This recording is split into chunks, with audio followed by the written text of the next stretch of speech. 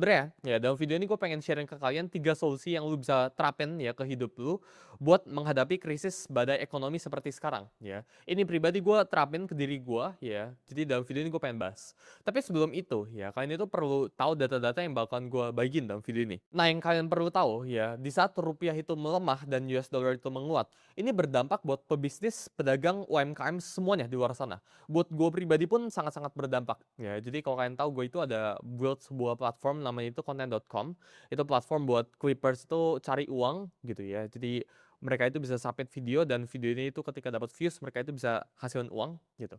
Nah, Content.com ini buat ngeran ya, ini kita pakai yang namanya itu API. Ya, jadi kita ngambil dari luar negeri gitu. Kita ngambil data dari US. Dan ketika US dollar ini menguat dan rupiah ini melemah, cost kita itu naik.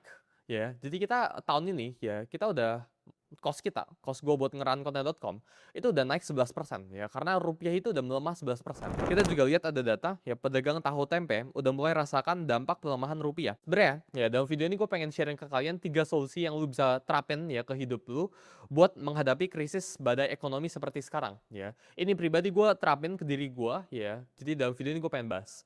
Tapi sebelum itu ya, kalian itu perlu tahu data-data yang bakalan gue bagiin dalam video ini. Nah, yang kalian perlu tahu ya, di saat rupiah itu melemah dan US dollar itu menguat, ini berdampak buat pebisnis, pedagang, UMKM semuanya di luar sana. Buat gue pribadi pun sangat-sangat berdampak. Ya, jadi kalau kalian tahu gue itu ada build sebuah platform namanya itu Content.com.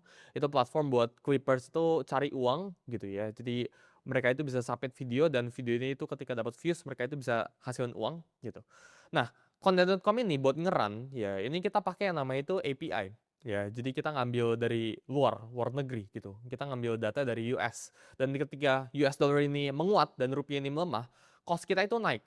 Ya, jadi kita tahun ini ya, kita udah cost gue buat ngeran konten.com itu udah naik 11% ya, karena rupiah itu udah melemah 11%. Kita juga lihat ada data ya, pedagang tahu tempe udah mulai rasakan dampak pelemahan rupiah.